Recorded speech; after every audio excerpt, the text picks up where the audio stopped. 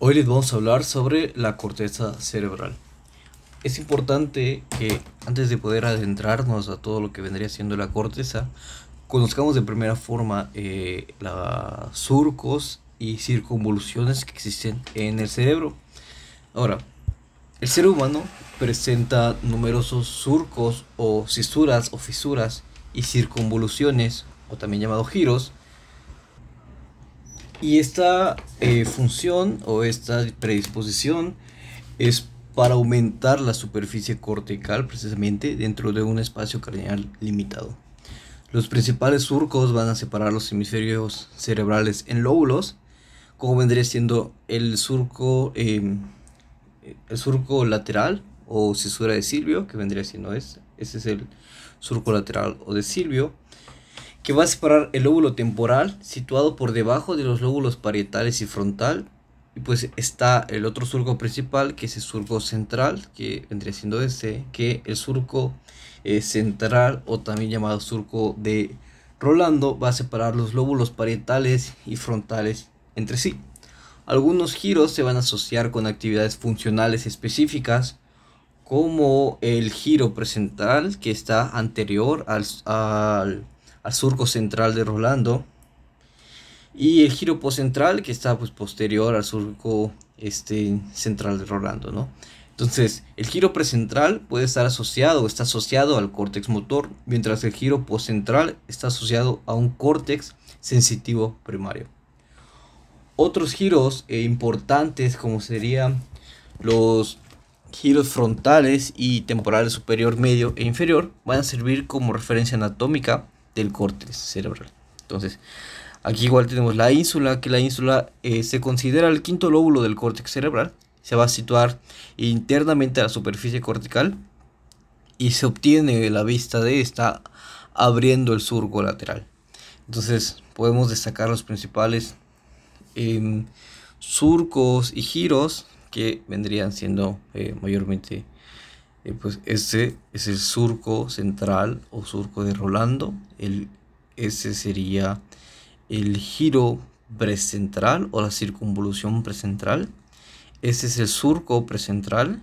Aquí vendría estando el giro o circunvolución frontal superior. Abajo podemos encontrar el surco frontal superior.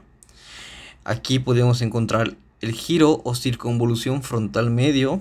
De este lado podemos encontrar el surco frontal inferior. Aquí encontramos el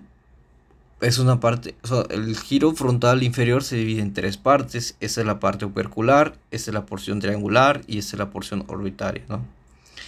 Ese sería el polo frontal. Después tenemos el surco lateral o surco de Silvio, que se divide en una rama anterior, ascendente y posterior. Aquí tenemos el polo temporal. Luego esa especie de circunvolución sería el temporal superior.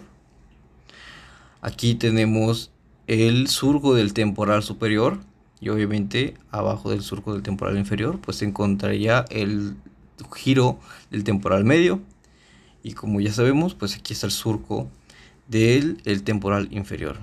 Esta parte de aquí sería la circunvolución temporal inferior. Aquí tenemos la escotadura preoccipital. Esto de aquí sería el surco occipital transverso. Aquí tenemos el surco semilunar, que es inconstante, el surco calcarino, el polo occipital, el surco parietoccipital, la circunvolución angular. De ahí tenemos el giro o circunvolución supramarginal. Arriba tenemos el lobulillo parietal inferior, o sea, está como en el lado. El surco intraparietal y el lobulillo parietal superior, ¿no? Y otra vez volvemos a lo mismo. Este es el surco poscentral. Si bajamos, podemos ver que el cerebro humano va a estar dividido en 4 lóbulos. Entonces, imaginemos que el cerebro va a ser una vasta metrópolis donde cada lóbulo es un distrito con su propia arquitectura que va a estar diseñada para funciones particulares. Esta ciudad cortical no va a ser homogénea, sino que las calles y avenidas representadas por estos surcos y circunvoluciones pues van a variar tanto en su organización como en su densidad y por supuesto en su subdivisión. Esto va a permitir que cada área del cerebro pueda realizar específicas o tareas específicas de forma óptica. El lóbulo frontal, que vendría siendo este de aquí, el lóbulo frontal, la organización se va a adaptar a la función ejecutiva y motora. Va a estar, o lo más importante, la circunvolución precentral, que va a estar inmediatamente ubicada anterior al surco lateral. Este es surco lateral, este es surco lateral. Y esta circunvolución precentral va a ser muy importante, ¿no? Porque va a contener la corteza motora primaria, que también se conoce como el área de Brodmann, que va a ser esencial para la ejecución de movimientos voluntarios. Por su parte, las circunvoluciones frontales se van a dividir en tres regiones. La circunvolución frontal superior, que va a ser responsable de funciones ejecutivas y de alta abstracción. La circunvolución frontal media, que va a integrar la información y participación en el razonamiento. La circunvolución frontal inferior, que esta última va a ser subdividida en una porción opercular, una triangular y una orbitaria, que es especialmente importante en el hemisferio dominante, ya que alberga el área de Broca, que va a ser fundamental para la producción del lenguaje. Además, el surco frontal o fisura de Rolando va a marcar la frontera entre áreas motoras y sensoriales, mientras que el surco precentral delimita de manera precisa la región motora y pues los ramos del surco de Silvio, incluyendo pues su ramo anterior, su ramo posterior y su ramo ascendente, contribuyen a poder segmentar más aún este lóbulo. Entonces, esa segmentación y esa predisposición va a facilitar la organización interna de la información. Y esto pues va a ser beneficiado debido a estas regiones operculares, ¿no? Finalmente, pues tenemos el polo frontal, que es la parte más anterior, que se va a especializar en funciones ejecutivas y en la toma de decisiones. Luego tenemos el lóbulo parietal, que se va a caracterizar por tener un papel en la integración sensorial y la percepción espacial. La circunvolución poscentral, situada detrás del surco central, contiene la corteza somatosensorial primaria, que va a ser responsable de poder procesar esta información táctil, proprioceptiva y nociceptiva. Luego tenemos el surco intraparietal, que va a dividir el lóbulo pues en dos regiones, ¿no? Que esto es muy importante, porque al dividir el lóbulo en una parte superior y una parte inferior, también pues divide ese tipo de funciones. La parte superior va a estar implicada en la integración sensorial y la orientación espacial, mientras que la parte inferior, que se va a dividir gracias a la circunvolución supramarginal y angular, pues estas últimas van a estar estrechamente relacionadas con un proceso de lenguaje y cognición simbólica, especialmente en el hemisferio dominante. El polo parietal o la parte posterior del lóbulo va a integrar información multimodal, que va a ser esencial para poder formar una percepción coherente del entorno. Luego tenemos el lóbulo temporal. El lóbulo temporal se va a especializar en la audición, el reconocimiento de objetos y la memoria. La gran fisura lateral o de Silvio va a separar este lóbulo de los frontales y parietales, y además pues va a ocultar la ínsula. De hecho, aquí se ve la ínsula y aquí se ve la ínsula, ¿no? Entonces, dentro del temporal se van a distinguir tres circunvoluciones paralelas. La circunvolución temporal superior, que va a contener mayormente la corteza auditiva primaria. Y obviamente en el hemisferio dominante va a encontrarse el área de Wernicke. La circunvolución temporal media, que va a estar implicada en el reconocimiento de movimientos y rostros. La circunvolución temporal inferior, que participa en el reconocimiento de objetos y en procesos de memoria visual. Además está el giro hipocampal. El giro hipocampal, ubicado en la superficie medial, es esencial para la consolidación de la memoria y la navegación espacial. El limen de la ínsula marca el punto. El limen de la ínsula sería, o sea, no se ve en esa parte, porque como que si abrimos, el limen de la ínsula estaría aquí, ¿no? Ese es el limen de la ínsula. Entonces, el limen de la ínsula va a marcar el punto de transición entre la ínsula y la corteza temporal inferior, ¿no? Entonces, luego tenemos el lóbulo occipital. El lóbulo occipital va a ser el centro de procesamiento visual. Se encuentra la circunvolución de cuños. Está entre el surco parieto-occipital y el surco calcarino, ¿no? Entonces va a albergar parte de la corteza visual primaria, mientras que el giro lingual porque tiene como forma de una lengua, va a estar situado inferior al surco calcarino. Va a encargarse de procesar aspectos visuales específicos, especialmente en la parte superior del campo visual. Y pues ese surco va a ser un elemento clave porque va a dividir la corteza visual en regiones superiores y en regiones inferiores. Junto al surco parieto-occipital va a delimitar las áreas visuales de asociación y además el surco occipital transverso y el surco semilunares contribuyen a segmentar aún más el lóbulo en circunvoluciones para poder participar de una mejor manera en la interpretación y la asociación visual. Luego está la ínsula. La ínsula es una estructura escondida que va a estar en lo profundo de la fisura lateral. Tenemos que retirar los opérculos frontales, parietales y temporales para poder verla, ¿no? Entonces, esta ínsula va a estar rodeada por el surco circular de la ínsula. Si describimos de forma breve y detallada, este es el opérculo parietal, este es el opérculo frontal, esta sería las giros o circunvoluciones propios de la ínsula, que son los giros cortos, el surco central, el limen de la ínsula, el giro o circunvolución largo, el surco circular y el opérculo temporal. Entonces, pues se tuvo que abrir estos opérculos para poder ver la ínsula, ¿no? Entonces, el límite anterior, limen de la ínsula, va a desempeñar procesamiento visceral, gustativo, emocional y percepción de la interocepción. Está la cara medial del hemisferio de ese hemisferio que se va a poder destacar estructuras, como ya se mencionó, el surco del cíngulo, que va a delimitar el giro del cíngulo, que va a ser parte esencial de un sistema que es el sistema límbico implicado en la emoción y la memoria. El surco calloso que separa el cuerpo calloso del giro del cíngulo.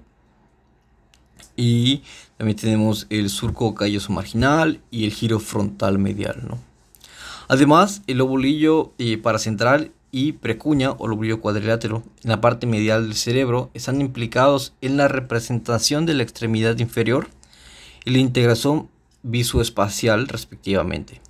Asimismo, el surco colateral que separa el giro parihipocampal de la corteza occipital, mientras el surco occipitotemporal y la circunvolución occipitotemporal van a cumplir la función de poder integrar el procesamiento visual de rostros y objetos.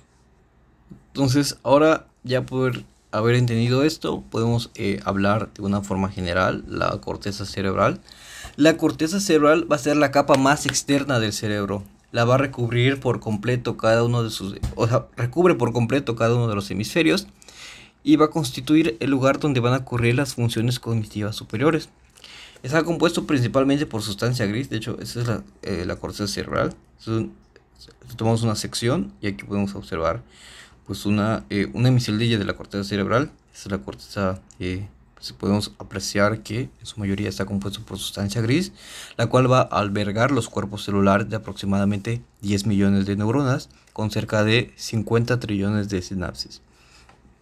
Esta vasta red neuronal va a estar organizándose en 6 capas, que no se ve porque lo veremos más adelante, que estas 6 capas, también conocidas como capas corticales, se van a disponer en una forma vertical, ¿no? Una forma de estructura. De hecho, se dice que van a tener como una forma cilíndrica, pues es lo que se menciona, ¿no? Entonces,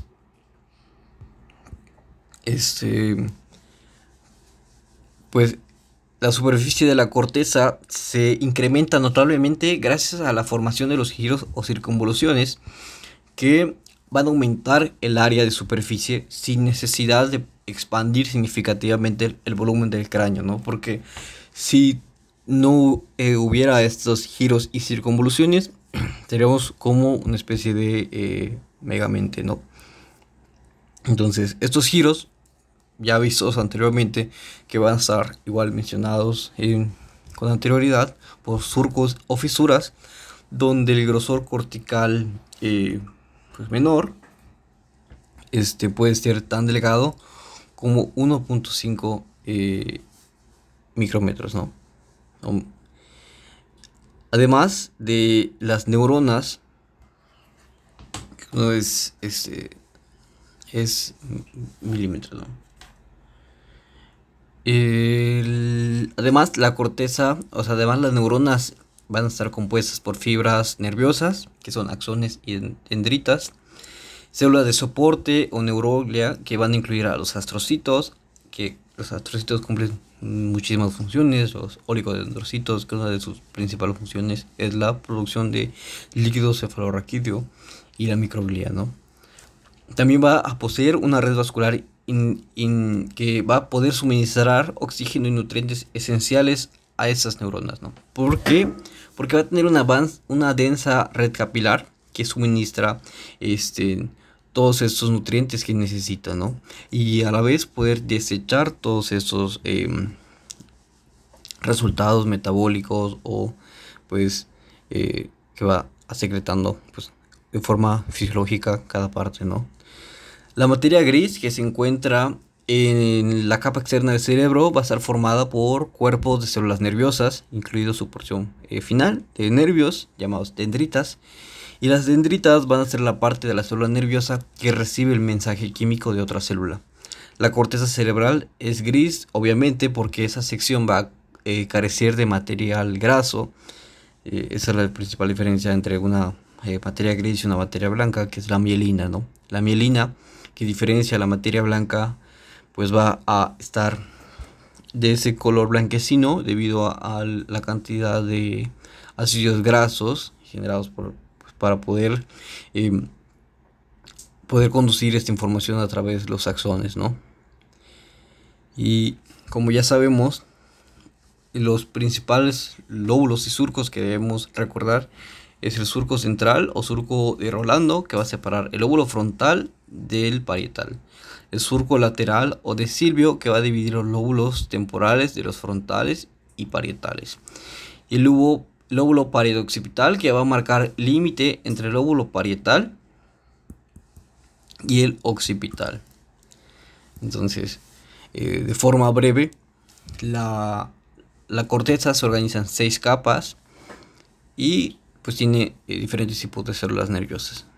Como se verá más a continuación, son 6 tipos de capas: la capa molecular, las capas piramidales, las capas granulares, las capas multiformes. Son muy importantes, ¿no? Entonces está la primera capa o capa molecular, que es la más externa. La capa molecular tiene pocas células porque mayormente son axones y dendritas que están ubicadas en las capas inferiores. Luego tenemos la capa 2 y 3, que van a contener numerosas células piramidales pequeñas, y esa es la capa 2, células piramidales pequeñas que van a ser fundamentales para la comunicación intracortical. De ahí tenemos la capa granular, que es particularmente prominente en áreas sensoriales, donde se encuentran las células estrelladas, que van a recibir obviamente mayor parte de esta entrada sensorial. La capa 5 posee grandes células piramidales. Entonces, por ejemplo, tenemos la 2 y 3, que está así, que también posee células estrelladas. Entonces, la capa 1 posee pues las terminales axónicas o dendritas de las células. Esta es la 2 y la 3. La capa 4 posee células estrelladas. Y la capa 5 posee células piramidales muy grandes. Esto es gracias a que son responsables de la salida cortical hacia puntos subcorticales, por ejemplo, las neuronas de Betz en la corteza motora primaria. Luego tenemos la capa 6 o multiforme, que básicamente la capa 6 o multiforme va a ser un conjunto de todas estas. La capa 6 multiforme va a ser variable, se va a encargar de la retroalimentación hacia el tálamo y otras estructuras. Y luego pues obviamente tenemos las células piramidales. Las células piramidales tienen un cuerpo obviamente en forma de una pirámide, de ahí su nombre, con una prominente apófisis larga que va a ser el axón, y que suele emerger de la base y múltiples dendritas, que va a tener una principal, que va a ser la principal, se va a conocer como apical, y dendritas basales, ¿no? Dendritas basales. Va a localizarse mayormente en la capa 3 y la capa 4. Entonces, célula piramidal mayormente en capa 3 y 4. La célula estrellada va a tener una forma, se dice que tiene una forma radiante, ¿no? O sea, o una forma de estrella, que va a tener múltiples dendritas cortas y se extienden en forma radial y se ubican mayormente en la capa 4. Capa 4. ¿Por qué? Básicamente ahí es la predominancia de las áreas sensoriales donde se reciben y distribuye información sensorial. Luego tenemos las células fusiformes, que las células fusiformes van a tener un cuerpo alargado con como un eje, es raro describirlo, con un eje principal y dendritas largas en dirección opuesta. Luego tenemos las células horizontales, que las células horizontales van a hacer como, supongamos que aquí tenemos una neurona, aquí está una célula, y esta sería la célula horizontal. Célula horizontal. Se encuentran en capas superficiales y a veces son referidas en ciertos contextos o en ciertos libros o bibliografías como las células horizontales de Cajal. Células de Cajal. Luego están las células de Martinotti, que igual son un tipo de interneuronas, pero esas van a ser caracterizadas por tener un axón que asciende verticalmente hacia la capa 1, ¿no? Eso se va a ramificar ampliamente en forma de abanico y se encuentran particularmente en las regiones de la corteza asociativa. Eso sería muy general la forma de la corteza cerebral. Se va a detallar más adelante, ¿no? Ahora, lo que nos interesa saber de forma breve es que la corteza cerebral está muy vascularizada. Va a estar recibiendo sangre de ramas de la arteria cerebral anterior, media y posterior. Esto va a garantizar un aporte continuo de oxígeno y nutrientes. Y pues ahora sí, algo muy importante antes de poder continuar es que si ya vimos los giros y circunvoluciones, tenemos que entender el porqué de estos, ¿no? El porqué de esta disposición. Que sí se dijo una forma breve, pues el porqué tienen estos tipos de pliegues, que obviamente es para aumentar la superficie cortical sin aumentar de manera excesiva el volumen craneal. Pero es muy importante conocer el porqué, ¿no? Entonces aquí tenemos una gráfica que nos explica la importancia de esto. Antes de poder desarrollar la gráfica, imaginemos que el cerebro va a ser un vasto como un vaso listo, lienzo de seda, ¿no? Creado en los primeros días del desarrollo fetal. en sus orígenes esta superficie va a ser vasta y lisa, o sea, es suave, no va a tener pliegues. De hecho se observa aquí como no hay ningún tipo de circunvolución o surco. Entonces, esto es un terreno uniforme que va a preparar la compleja orquesta de la cognición humana.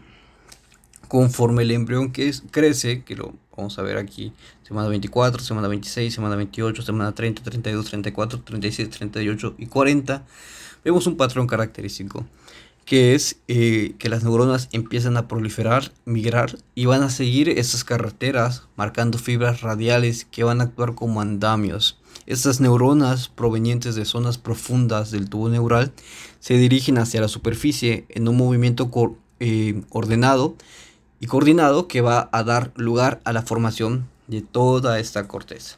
Entonces, a medida que estas células se disponen en su destino, el lienzo se expande de manera tangencial. Sin embargo, vemos que no supercrece la cantidad o el volumen cerebral, sino que va a crecer en un ritmo en donde las capas subyacentes pues vayan creciendo lentamente, pudiendo diferenciarse y combinarse ante fuerzas mecánicas que van a ser generadas por las conexiones axonales en tensión, y estas fuerzas mecánicas provocan que el cerebro se arrugue, no tenga esta especie de arrugada.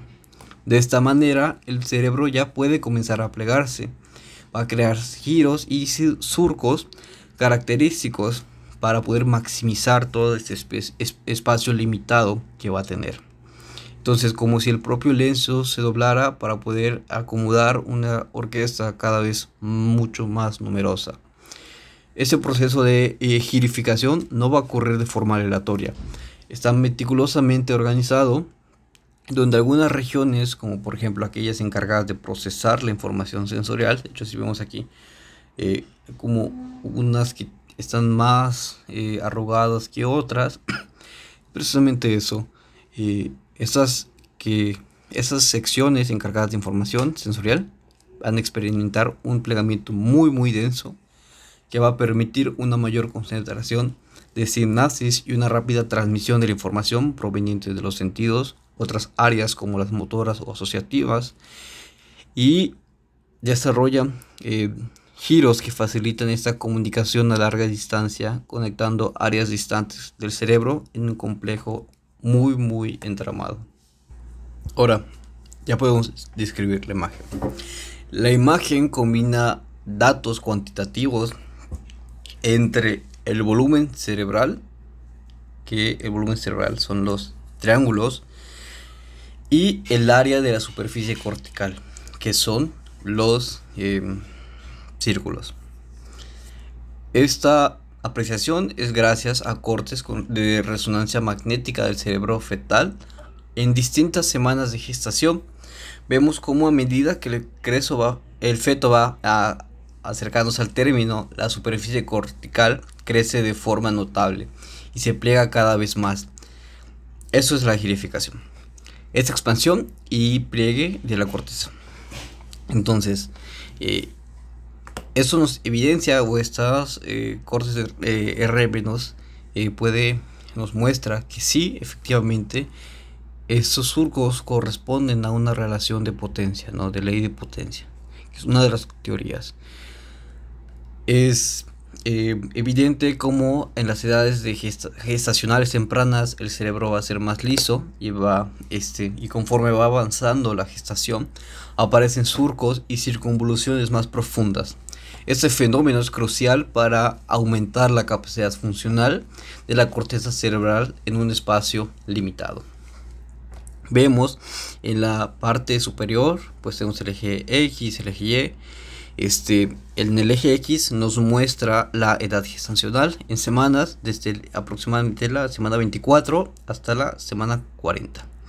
El eje Y va a indicar la medición de dos parámetros principales: círculos blancos, área de superficie cortical, o triángulos blancos, el volumen cerebral. Se observan dos curvas o tendencias separadas. La curva de los círculos, que es el área de superficie cortical, va aumentando a medida que avanza la edad gestacional, mientras que la curva de los triángulos, que también se incrementa con la edad, no aumenta de una forma significativa. Entonces, en este pequeño, vemos aquí un pequeño recuadro, un pequeño gráfico dentro de la figura que se muestran puntos o rombos que van a representar la relación entre el aumento del área de la superficie cortical y el aumento del volumen cerebral, pero en escala logarítmica. Es importante porque se aprecia que los puntos forman una línea recta en el diagrama log-log, lo que va a indicar que el área de la superficie cortical y el volumen cerebral siguen una relación de ley de potencia o power law. Eso va a significar que a medida que el volumen crece, el área de la superficie lo hace de manera proporcional, siguiendo una regla de escala determinada. Vemos en la parte central o en la parte inferior estos cortes de resonancia magnética. Se presentan cortes a nivel del ventrículo medio, que es la línea superior de las imágenes, y cortes a nivel del centro semioval, que va a ser el límite inferior de las imágenes, ¿no? Entonces, ¿cómo se relaciona esto con la corteza cerebral y su estructura interna? La respuesta es clara. Esa foto nos muestra la radicación que existe en la organización en capas y fibras y células como una fina capa protectora y funcional. La corteza, como ya se mencionó, compuesta de 6 capas en áreas homotípicas, es el resultado de todo este proceso. Y pues es importante porque podemos imaginar que las neuronas son como unos viajeros, ¿no? Van a migrar desde ciudades densamente pobladas hacia nuevas fronteras. Estas neuronas nacen en la profundidad del cerebro y migran hacia la superficie, siguiendo caminos establecidos por las glías radiales, células que van a actuar como andamios y guías. Entonces, a medida que estas neuronas se asientan en sus destinos finales, van a organizarse las capas corticales, cada uno con su repertorio de células y funciones, que es gracias a este movimiento cerebral que es provocado en las semanas de gestación, que esto puede pues tener como la finalidad o el objetivo que se busca, ¿no? Y ahora tenemos otra imagen. Vamos a escribir otra imagen. En esta ilustración vamos a ver un corte coronal del hemisferio izquierdo, donde la corteza cerebral va a ser rodeada por la sustancia blanca, ¿no? Corteza cerebral, sustancia blanca. A la izquierda se aprecia, bueno, aquí creo que es, sí, a la derecha se aprecia la cabeza humana de una vista lateral con la porción del hemisferio izquierdo. Este es el corte, esta es la apreciación. ¿Cómo se da este corte? Para poder exponer la superficie interna del cerebro, y esta exposición nos muestra la distribución de la sustancia gris en la periferia y la sustancia blanca en el centro. Sustancia gris, sustancia blanca. Entonces, en el centro se muestra un diagrama esquemático, que aquí vendría siendo como un diagrama pues en forma de U, que va a representar el contorno de la corteza en gris y la sustancia en blanco. Podemos apreciar claramente los giros y protusiones, o sea, los giros y circunvoluciones que están en estas. Y pues en la región central aparece el ventrículo, que aquí va a estar yendo de líquido cefalorraquídeo, que va a nutrir y proteger el tejido cerebral. Entonces aquí deben estar las capas que obviamente pues, se ha retirado. Esta es la superficie externa y estamos aquí, ¿no? Superficie externa, donde va a estar el líquido cerebroespinal. Esta es la capa 1 o capa molecular, que va a estar pobre en somas neuronales, pero rica en fibras que corren horizontalmente. Esta es la capa 2 o la capa externa granular. capa externa granular. Esta es la capa 3 o la capa externa piramidal. Esta sería la capa 1, 2, 3.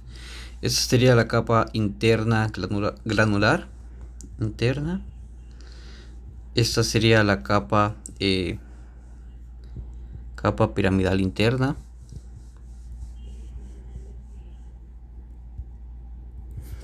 Y esta sería la esta sería la piramidal interna y esta sería la capa multiforme.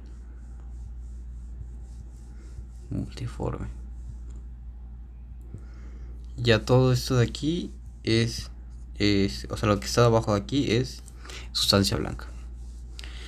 Vemos la superficie central, vemos el sulcus, vemos los giros y también vemos la distancia entre la distancia que existe entre la capa externa y la capa interna de la superficie, como aquí aparece el tracto cortical, ¿no? Pues obviamente este es el ventrículo. Entonces, ahora sin verlo, primera capa, pobre en somas neuronales, rica en fibras que corren horizontalmente. Capa molecular. Segunda capa, capa granular externa con células granulares pequeñas y algunas piramidales en ellas.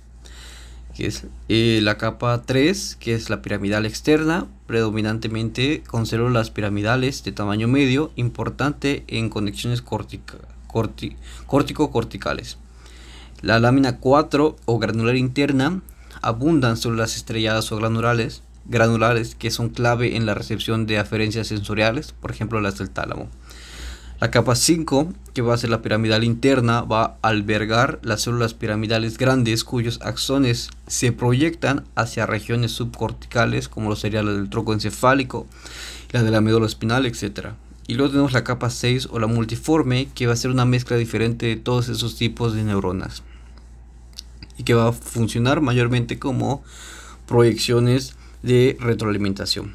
Entonces, la superficie externa o surface de la corteza en contacto con el líquido cefalorraquídeo se observa en esa cresta y surcos el grosor cortical, que es la distancia entre esa superficie y la superficie interna, que nos va a marcar el límite de la sustancia blanca.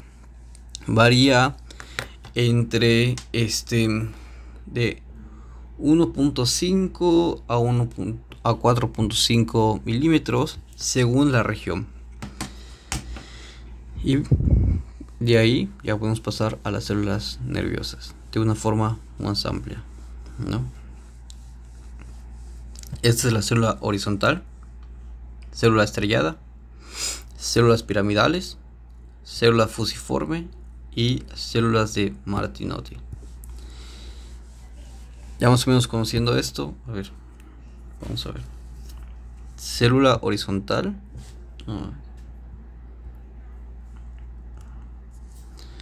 Célula horizontal.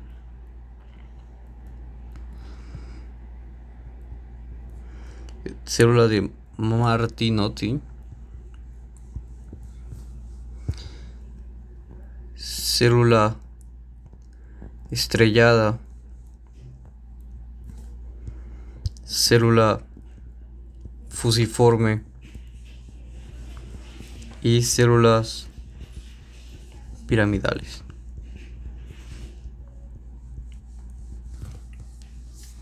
La corteza está compuesta por una densa red de células nerviosas, ya lo sabemos, que están organizadas en diferentes tipos de células, y también ya lo sabemos. Entonces, empecemos con las células piramidales, que son estas de acá, células piramidales, ¿no? Entonces, las células piramidales son neuronas excitatorias que son predominantes en la corteza, que se localizan principalmente en la capa 3 y en la capa 5 y en la capa 6.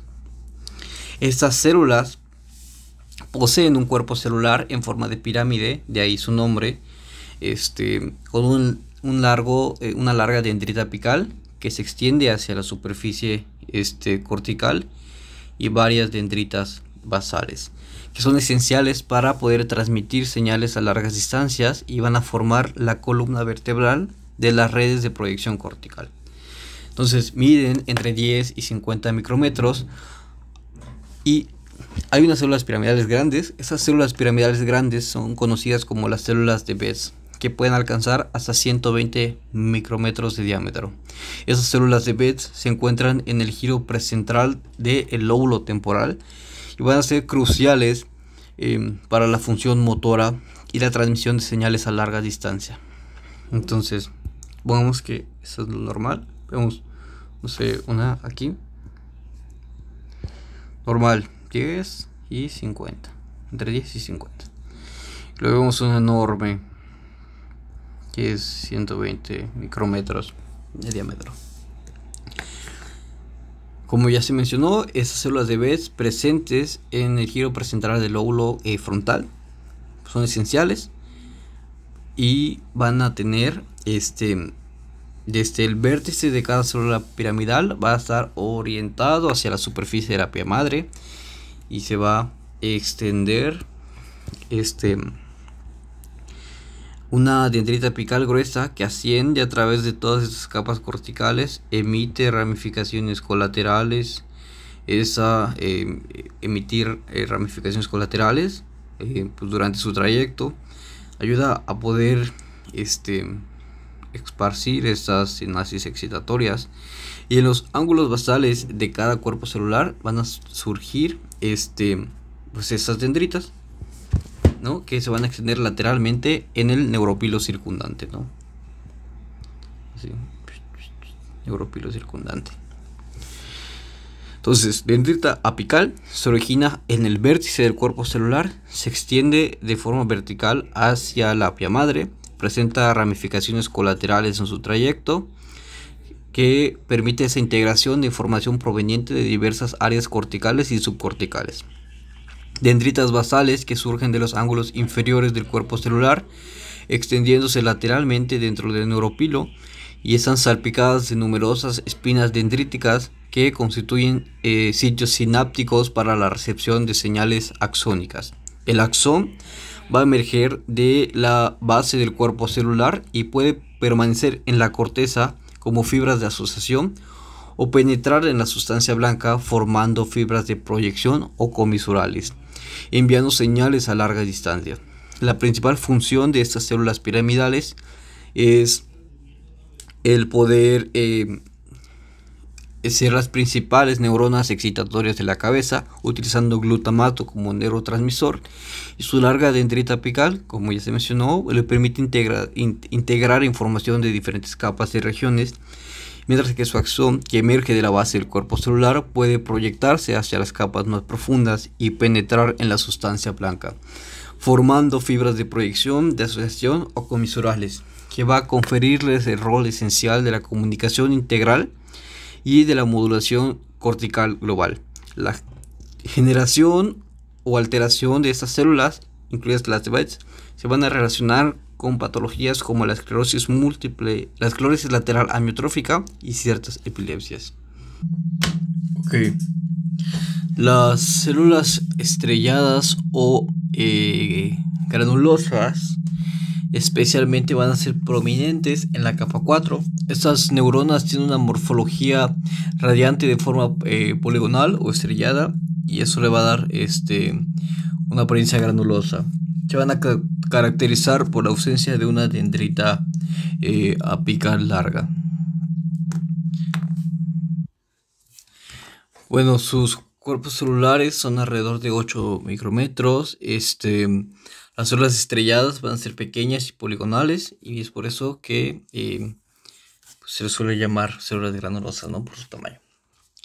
van a representar múltiples ramificaciones dendríticas que se van a extender en varias direcciones, y eso va a facilitar numerosas sinapsis locales. Esas son las células estrelladas o granulosas. Como vemos, su axón es corto y pues va a estar involucrada en la integración y modulación de la información en circuitos circuitados dentro de una misma área cortical. Sus dendritas presentan múltiples ramificaciones para poder recibir sinapsis de numerosas o de otras neuronas locales. El axón generalmente es corto, terminando en neuronas cercanas, lo que indica que esas están involucradas en circuitos de procesamiento local. Entonces, luego están las células fusiformes, que las células fusiformes van a tener un eje largo orientado verticalmente a la superficie cortical, y se va a localizar mayormente en las capas más profundas de la corteza, ¿no? Poseen dendritas en ambos extremos del cuerpo celular, y la dendrita inferior se mantiene en la misma capa celular, mientras que la dendrita superior asciende a la superficie de la corteza. Ahí es donde se va a ramificar ampliamente.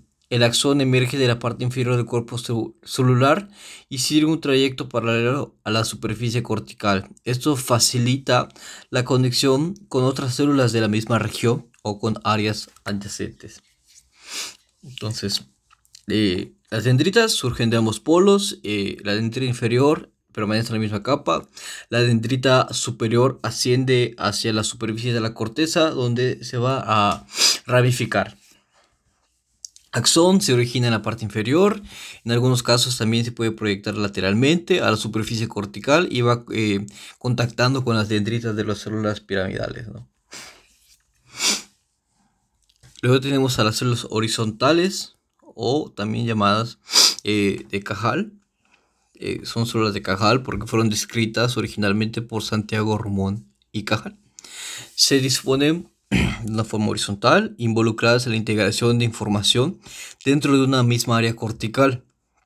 Son pequeñas, de forma fusiforme, orientadas predominantemente, pues obviamente, como su nombre lo indica, horizontal. Se encuentran en las capas superficiales de la corteza, especialmente en esas regiones donde se necesita una integración local rápida. También actúan como interneuronas, modulando la actividad local. Y las células de Martinotti van a ser un tipo de interneurona inhibidora, generalmente de origen GABAérgico, y se va a caracterizar por extender largos axones hacia la primera capa de la corteza,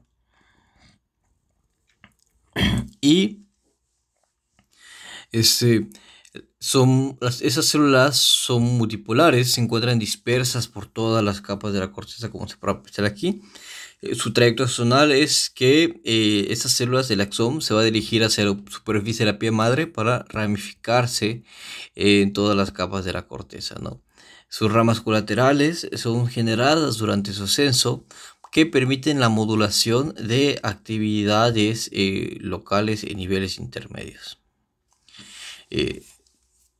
Pues en resumidas cuentas, las células piramidales tienen forma triangular, cuerpo celular de 10 a 50 micrómetros. Células de Betz son las piramidales grandes, se ubican en el giro precentral, se localizan mayormente en la capa 3 y en la capa 5, y las células horizontales se localizan en las capas superficiales de la corteza.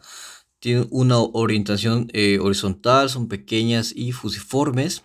Las células estrelladas son poligonales, estrelladas de aproximadamente 8 micrómetros de diámetro, y va a tener múltiples ramificaciones, principalmente en la capa 4, ya que en esta capa pues es en su mayoría de áreas sensoriales.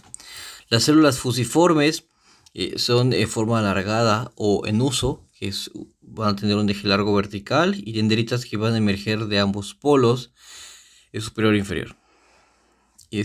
Predominantemente en las capas más profundas de la corteza.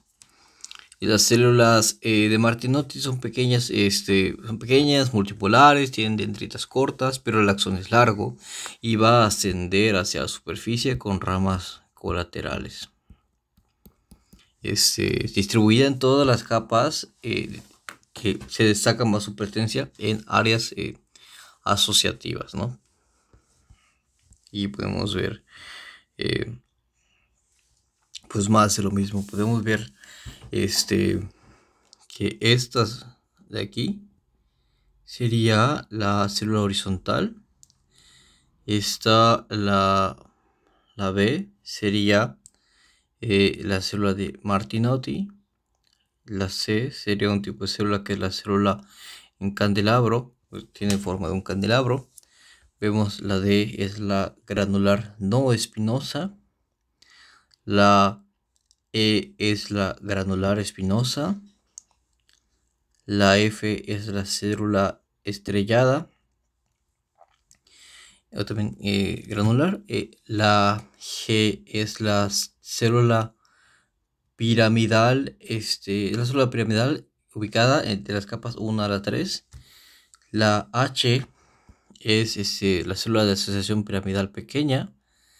La I es la célula de asociación y proyección piramidal pequeña de la capa 5. Y la J pues sería la célula de Betz, que es la célula de proyección piramidal grande, ¿no? Vemos como aquí está la sustancia blanca, las neuronas de asociación corticales, y esas serían las neuronas eferentes.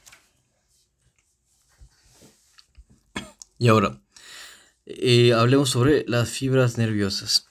Las fibras nerviosas, es importante conocer que la corteza no se va a disponer tan en definitiva por su rica composición celular, sino que también por un complejo de fibras nerviosas que las integran.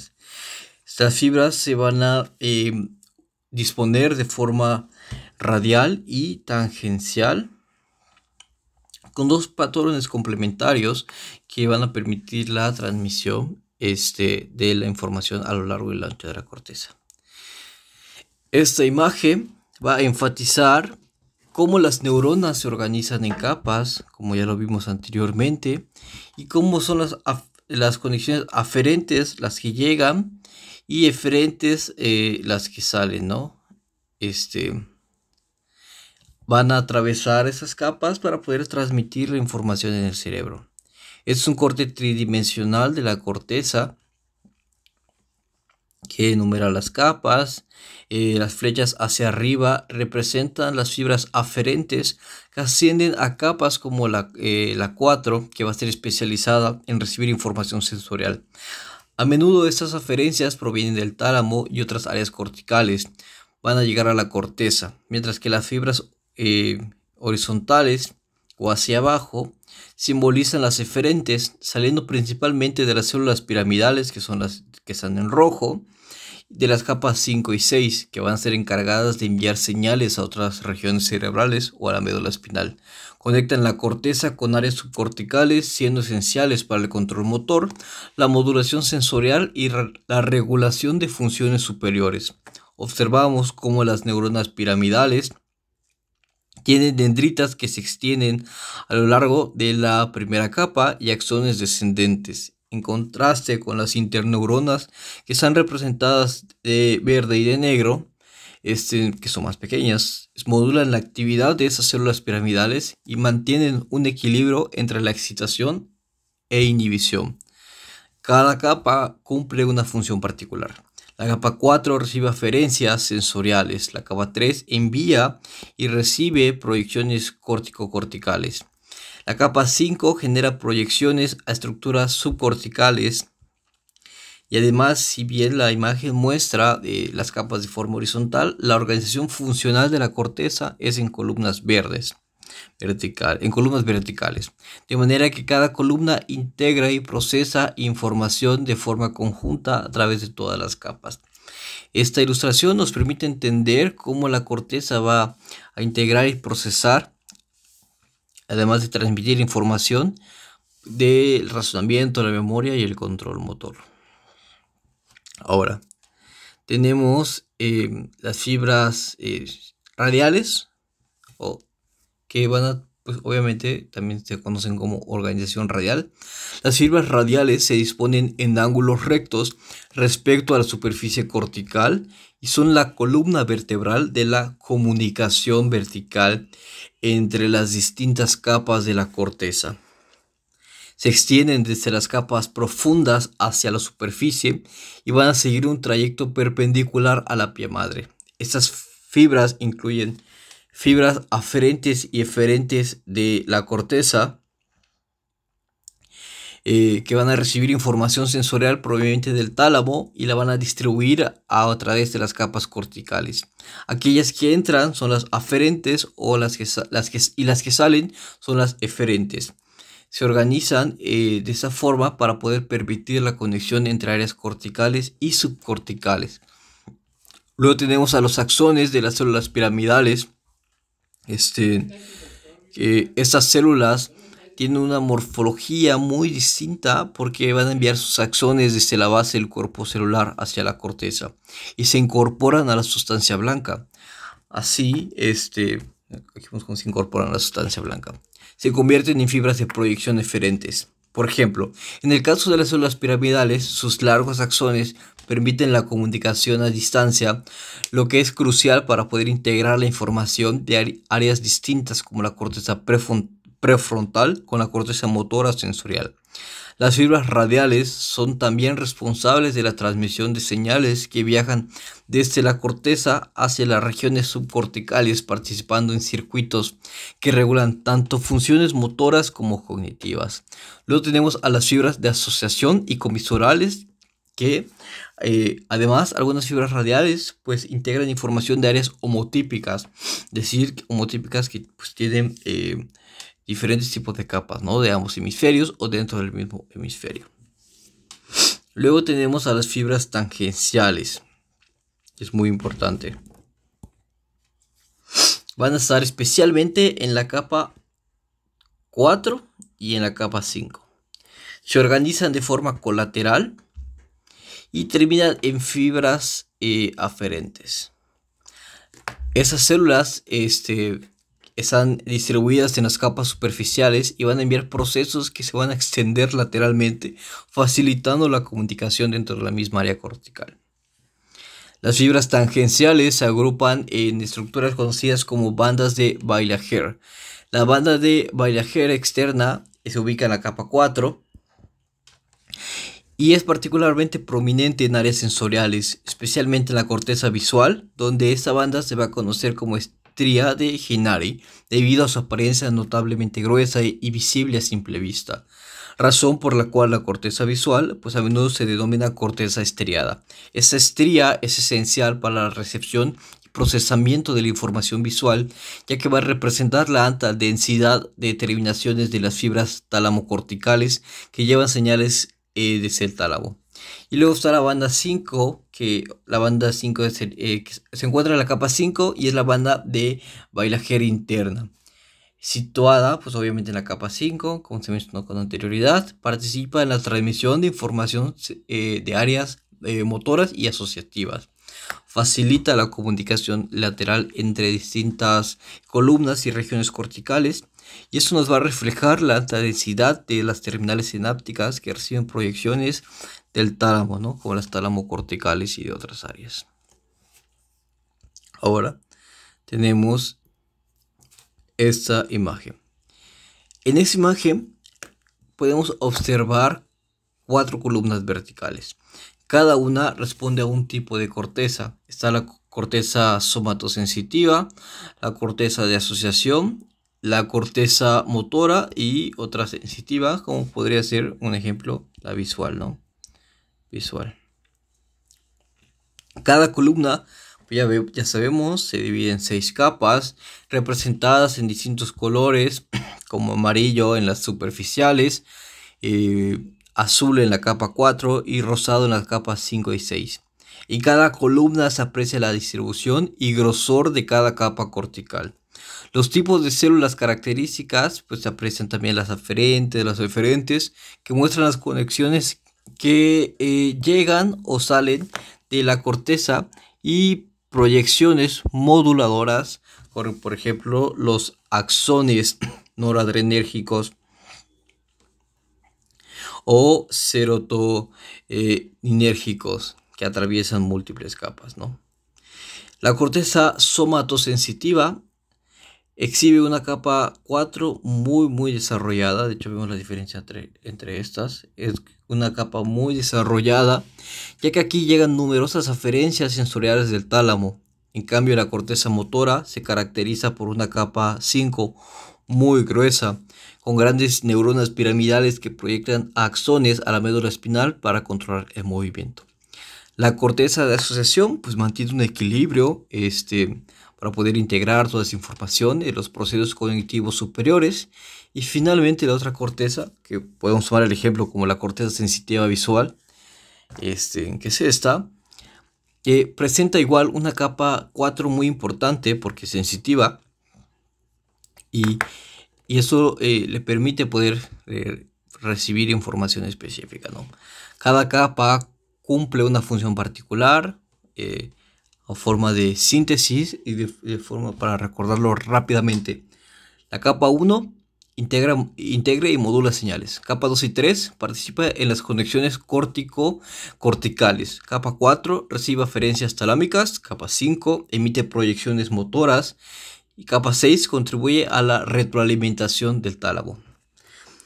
En esta imagen podemos notar fibras aferentes, que son en azul, y eferentes, que son las que están en rojo, ¿no? Azul y rojo. Así como proyecciones moduladoras, como se mencionó. Las flechas azules llegan desde los núcleos talámicos y se proyectan principalmente a la capa 4. Capa 4, capa 4, capa 4, ¿no? Entonces, eso va a proporcionar información sensorial específica. Ahora, las aferencias inespecíficas o moduladoras proceden de núcleos como el locus coeruleus, que es un noradrenérgico, o los núcleos de la RAFE, que son serotoninérgicos, y atraviesan múltiples capas para poder regular el tono y la excitabilidad cortical. Luego tenemos a las fibras de asociación. A las fibras de asociación van a conectar distintas regiones corticales dentro del mismo hemisferio y usualmente van surgiendo de la capa 2 y la 3, facilitando la integración de información en áreas cercanas. Tenemos las fibras de proyección. Las fibras de proyección descienden desde la capa 4 y de ahí, después de descender de la capa 4, se dirigen a áreas subcorticales o a la médula espinal. Son esenciales para la transmisión de comandos motores. Después tenemos las flechas rojas o las motoras, que estas flechas corresponden a los axones eferentes de las grandes neuronas piramidales de la capa 5 que inervan centros motores inferiores, ¿no? Entonces es lo que en gran medida podemos apreciar. Si hablamos de las capas igual de forma breve, pues sería que la capa 1, otra vez para recordar, pocas neuronas, muchas fibras de dendritas, secciones. Capa 2, granular externa, contiene neuronas granulares pequeñas y piramidales de menor tamaño, esencial para la asociación local. Capa 3, la piramidal externa, abundante en neuronas piramidales de tamaño medio, clave para la conexión de asociación y comisurales. Capa 4, la granular interna, que se encuentra en color azul, muy desarrollado en áreas sensitivas, como ya lo podemos ver, y van a llegar a gran parte de las aferencias talámicas. Capa 5, que va a ser como rosado, rojizo, grandes células piramidales, como las células de Bess en la corteza motora, y es la principal capa efectora. Capa 6,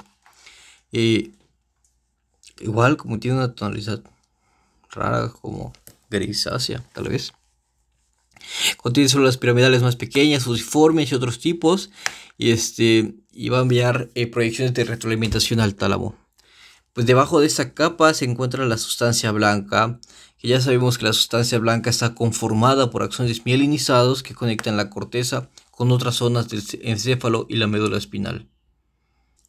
Ahora sí, vamos a las capas de una forma mucho más precisa.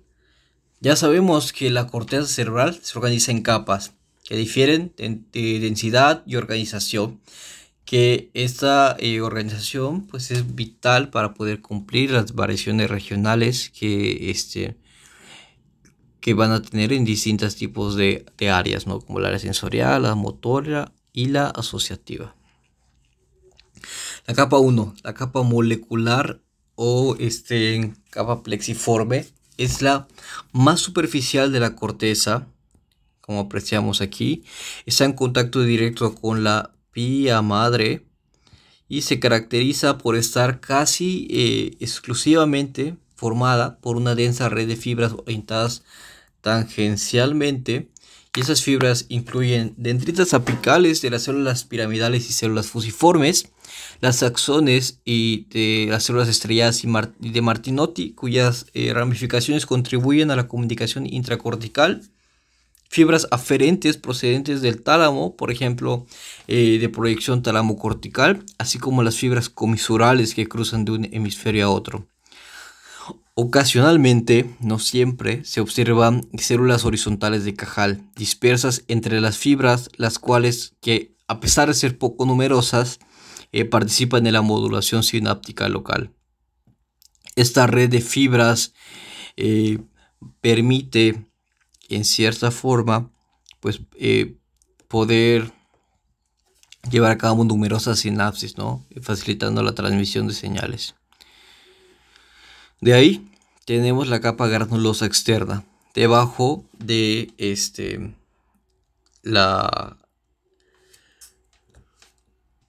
la capa granulosa externa está debajo de la capa molecular. Contiene una abundancia de pequeñas células piramidales y células estrelladas.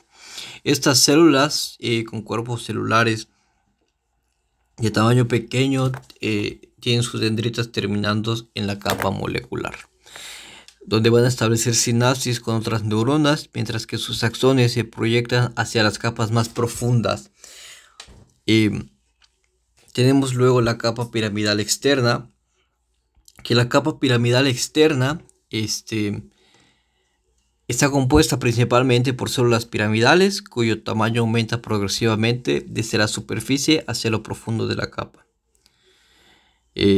Poseen una prominente dendrita apical que se extiende hacia la primera capa y las dendritas basales que se extienden lateralmente. Sus dendritas apicales se extienden hacia la capa molecular para recibir información de múltiples fuentes y poder integrarlo en las señales de las capas superficiales. Los axones surgen desde la base del cuerpo celular, salen de la corteza y se adentran en la sustancia blanca, convirtiéndose en fibras de proyección, asociación o comisurales dependiendo de su destino. Esta capa es esencial para la comunicación entre distintas áreas corticales, para la transmisión de información a lo largo de grandes distancias, facilitando la ejecución de funciones complejas como el pensamiento abstracto y la planificación. Luego tenemos la capa 4, que es la granular interna. Esta se caracteriza por la presencia de células estrelladas lisas o espinosas y células estrelladas espinosas. Ambas son categorizadas a veces como células granulares y están dispuestas de forma compacta por una densa red de concentración de fibras organizadas horizontalmente. Y esto va a formar la banda externa de Bailhager o Bailhager. Al ser muy densa, favorece la formación de numerosas sinapsis locales. Entonces, a los puntos más claros a rescatar, alta concentración de fibras organizadas horizontalmente en esta capa es la banda externa de Bailhacher. Esta banda es especialmente predominante en áreas sensoriales porque representa la alta densidad de terminales sinápticos, particularmente las que provienen de las fibras tálamo-corticales. Puede dividirse en dos porciones, las internas y externas, y en muchas áreas neocorticales en tres porciones, que son la 4A, 4B y 4C. Probablemente la capa visual primaria, ¿no? Esta organización permite que pueda facilitar la comunicación local, como por ejemplo la estrella de Genari, que se mencionó hace un rato, que esta estriación hace que a esta región se le conozca como corteza estriada. Luego tenemos a la capa ganglionar o capa piramidal interna. La capa ganglionar es una de las más importantes funcionalmente, porque contiene células piramidales de gran y mediano tamaño, y en esta capa se encuentran de forma dispersa también las células de Martinotti, que van a modular la actividad neuronal. En esta capa se encuentra la banda interna de Bailhacher, que va a ser un conjunto de fibras horizontales que permiten la coordinación de la actividad neuronal a nivel local. En el giro precentral de la corteza motora, estas células piramidales son extremadamente grandes y se conocen como células de Betz. Fundamentales, ¿por qué? Porque están involucradas en el control del movimiento voluntario. Sus axones conforman aproximadamente el 3% de las fibras del fascículo piramidal o el fascículo corticoespinal. Y luego tenemos la última capa, que es la capa 6. La capa 6, la multiforme o capa de células polimorfas. Esta capa multiforme es la más profunda de la corteza y se caracteriza por una gran diversidad morfológica, es decir, que muchos son fusiformes, pero también se encuentran células modificadas, como pueden ser los cuerpos celulares triangulares u ovoides. También es notable la presencia de células de Martinotti, cuyas ramificaciones axónicas ascienden a las superficies para poder ejecutar funciones inhibidoras. Esta capa actúa como una interfaz entre la corteza y la sustancia blanca, con numerosos axones que ingresan o emergen de la corteza, y va a establecer conexiones con las regiones subcorticales y permite la integración de información global. Un punto importante a recalcar es que va a haber dos características de las fibras mielinizantes en el neocórtex, que son dignas de mención. Primero, pues hay plexos provenientes de fibras mielinizadas que corren horizontalmente en la capa 4 y en la capa 5. Ya sabemos que estas se van a llamar la banda externa y la banda interna de Bailhacher respectivamente. En la corteza visual primaria, bordeando el surco calcarino, la banda externa de Bailhacher está muy, por así decirlo, expandida. Y esta banda puede verse a simple vista en secciones frescas y teñidas y se va a llamar estría o línea de Genari. Y segundo, en la mayoría de las regiones del neocórtex hay muchas haces de axones orientados radialmente que pasan entre la sustancia blanca subcortical de las regiones del neocórtex y varias partes de la corteza de las capas corticales externa e interna. Entonces, eso importantísimo. Y ahora tenemos las variaciones de la estructura cortical. Para entender las variaciones de la estructura cortical es necesario comprender su origen, y como ya sabemos, la adquisición de la corteza cerebral va a ocurrir en el neurodesarrollo prenatal. Eso es de un recién nacido. Esto es al primer mes, esto es al tercer mes, esto es al sexto mes, esto es el 15º mes, ese es al mes 24. los 24 meses. ¿Por qué sucede esto? Porque va a haber un aumento de conexiones neuronales y también un recubrimiento posterior por la mielina, lo que aumenta el grosor en la corteza cerebral. Es esencial conocer que no en todas las áreas de la corteza presentan el patrón de 6 capas. De hecho, la mayoría de las regiones corticales son homotípicas, es decir, exhiben la organización clásica, pero también van a existir áreas heterotípicas, que son diferentes tipos de estratificación o una estratificación modificada para poder realizar funciones especializadas propias, que lo podemos ver pues aquí, ¿no? Esta es una homotípica. Esta es, bueno, eso es sustancia blanca. Esta es las heterotípicas. Lo importante es que esta es la granular y esta es la agranular. Por la diferencia entre la 4, sí se ve bastante, ¿no? Entonces, las heterotípicas se distinguen granulosa y agranulosa. En los de tipo granuloso, las capas granulosas van a estar bien desarrolladas, lo que es evidente porque hay una mayor concentración de células estrelladas en la capa 2 y en la capa 4. Además, van a recibir numerosas terminaciones de fibras talamocorticales. Al tener esa disposición, pues va a maximizar la recepción e integración de información sensorial, permitiendo una rápida y precisa interpretación de los estímulos externos.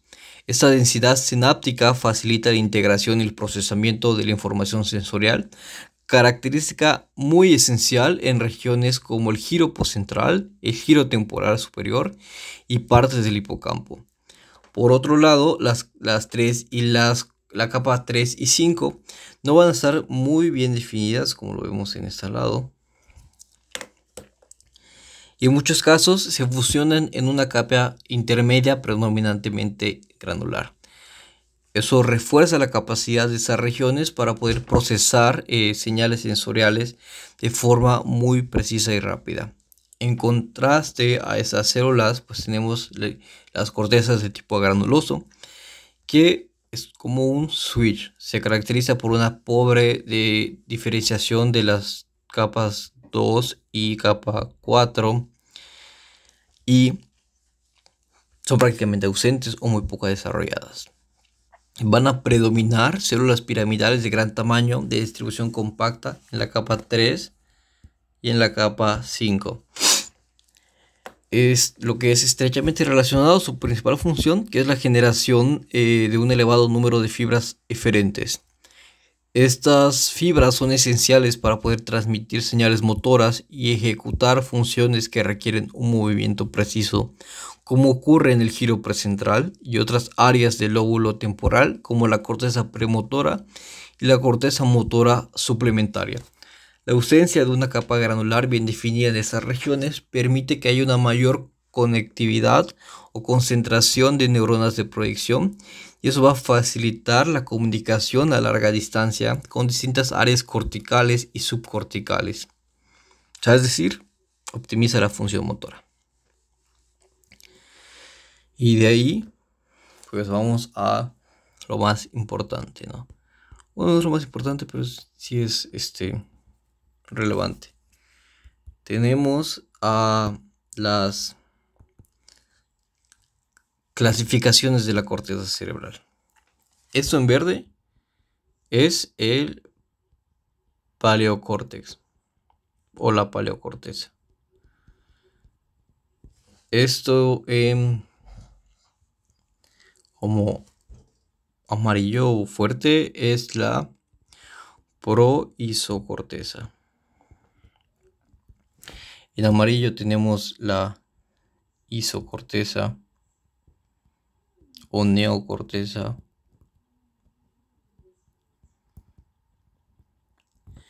En azul fuerte, el azul fuerte es la arquicorteza. En azul leve es la periarquicorteza. Y ya. Entonces,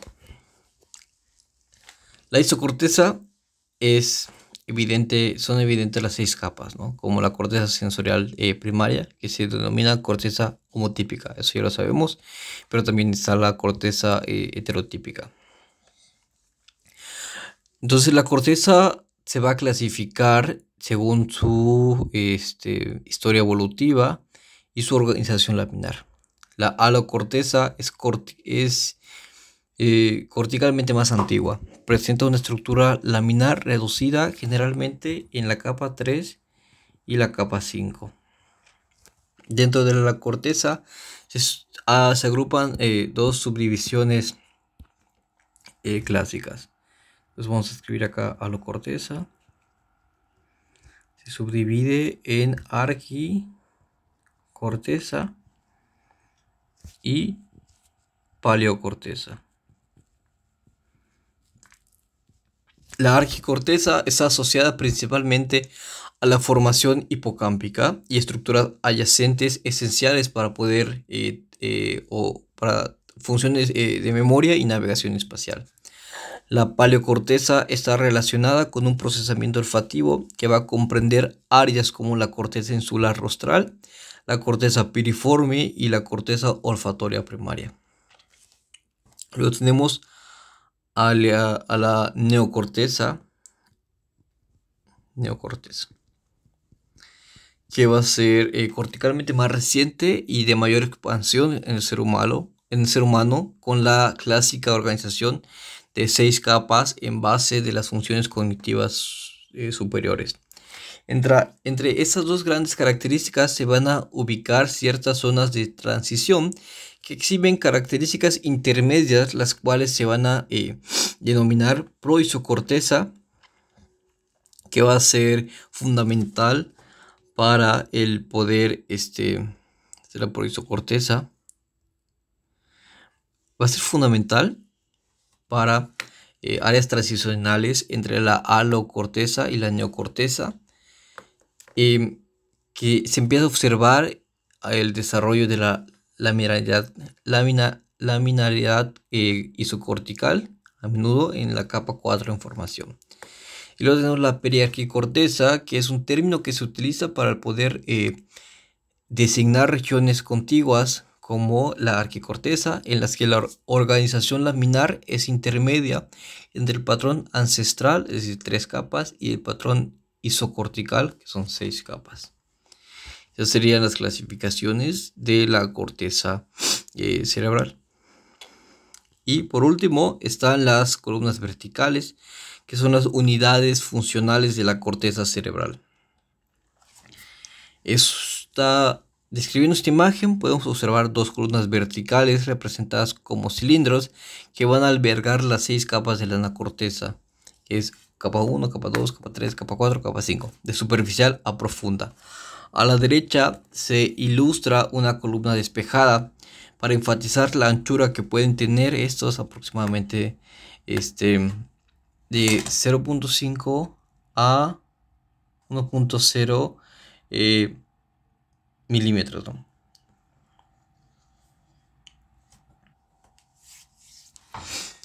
Y pues se puede observar los diferentes tipos de neuronas y la diferenciación, los diferentes tipos de neuronas y la dirección de estas fibras, ya sean aferentes, que son las azules, y eferentes, que son las rojas, ¿no?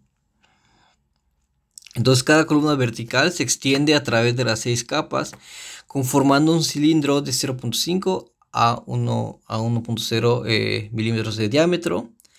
El diámetro de la columna se asocia a la expansión dendrítica de la neurona piramidal más grande en esa región. Y es pues, básicamente cómo se consideran las unidades funcionales básicas de la corteza, ¿no? Como esas columnas, pues se pueden apreciar las referencias talámicas y corticales que se ramifican a lo largo de la vertical, estableciendo sinapsis con las dendritas de las células granulares, también conocidas como células estrelladas, y con las neuronas piramidales. Entonces, en resumen, cada columna vertical constituye la unidad mínima funcional que integra la recepción, el procesamiento y la distribución de información en la corteza, estableciendo una organización altamente eficiente que soporta funciones sensoriales, motoras y cognitivas.